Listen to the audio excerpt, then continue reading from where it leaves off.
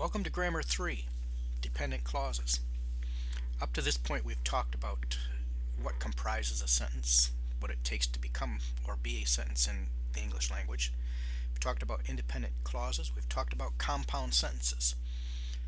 Today we're going to talk about dependent clauses and why dependent clauses are an issue for writers.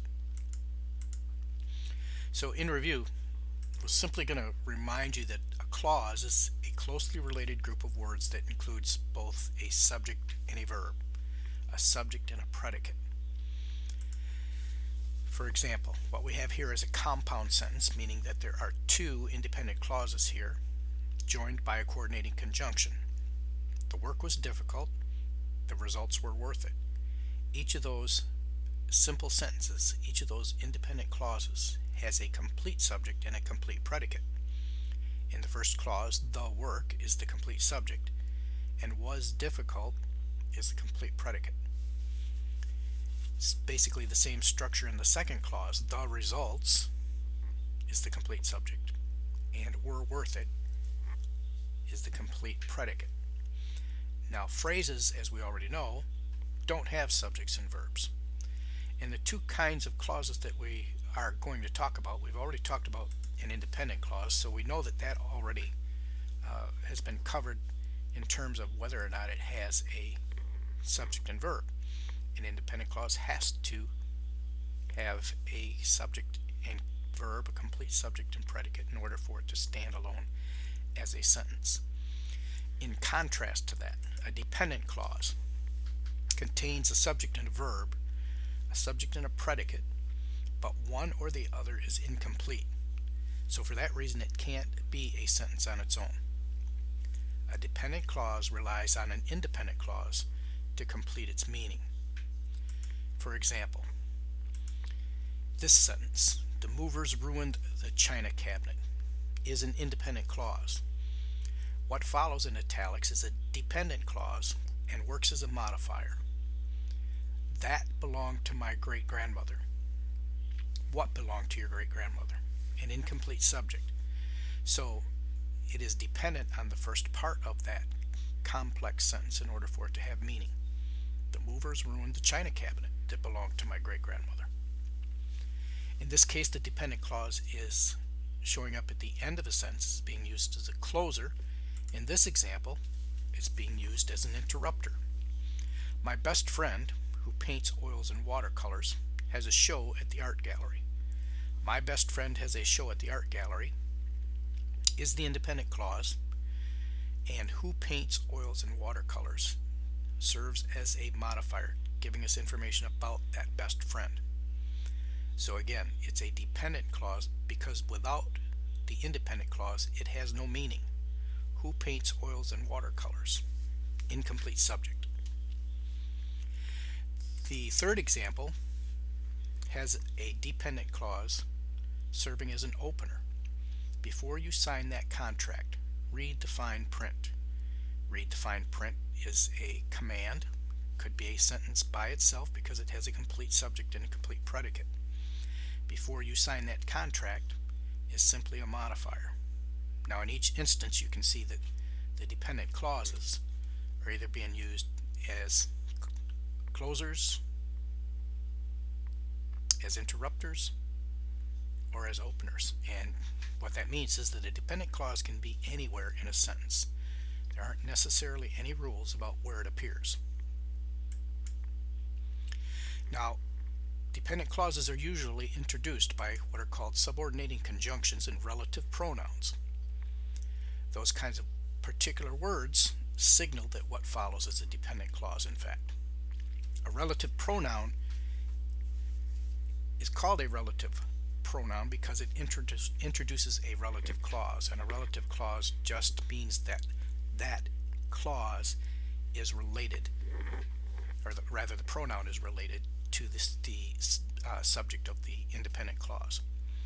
A relative pronoun and the clause it introduces work as modifiers, and these are the most common relative pronouns you'll run into in English: who, whom, whose, which, and that. They're not the only ones, but they are the most common. Subordinating conjunctions, on the other hand, are also words that by their appearance signal a dependent clause, but there is a whole monster list of these, and for that reason, you can't memorize them, certainly not like the coordinating conjunctions, but when you see them, it should signal to you that what follows is a dependent clause. Common subordinating conjunctions: after, although, because, before, when, whenever, wherever, while. Now the word subordinating just means that dependent clause is subordinate. It means it's dependent on that independent clause. So subordinate is just another word for dependent, another way of describing dependency. Subordinating conjunctions are not used to create compound sentences, and that's where the confusion comes in.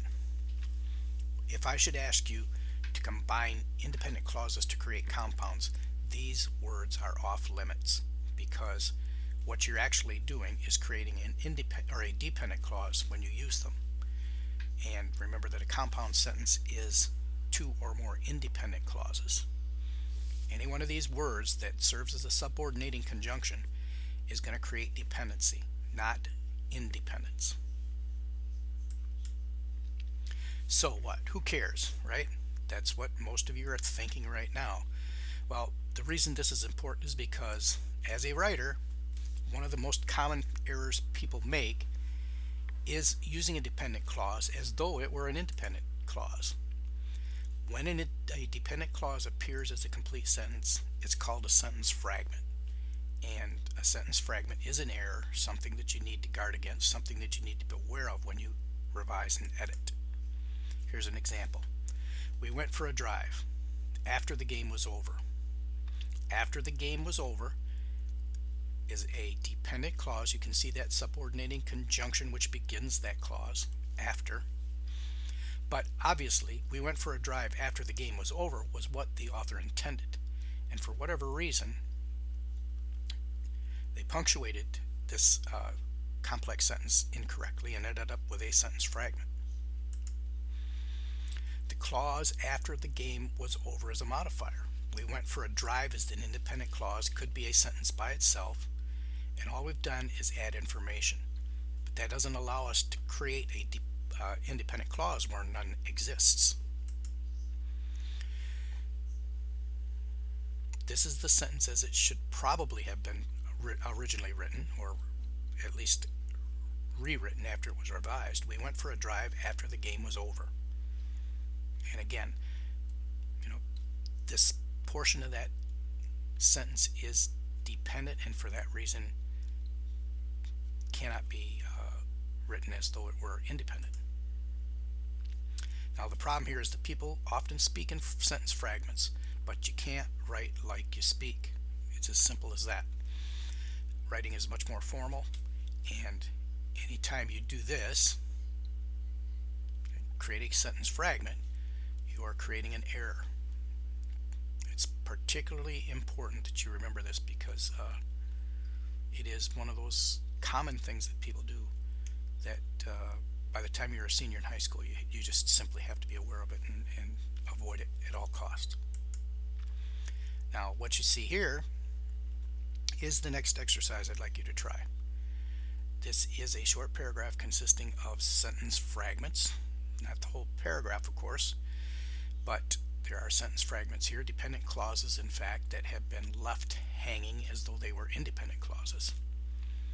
In your Google Drive, in a document that I have shared with you titled Sentence Fragments, you're going to rewrite this paragraph and eliminate those sentence fragments.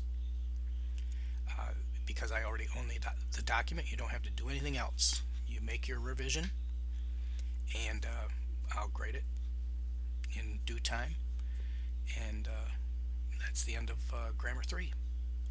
Thanks, have a good day.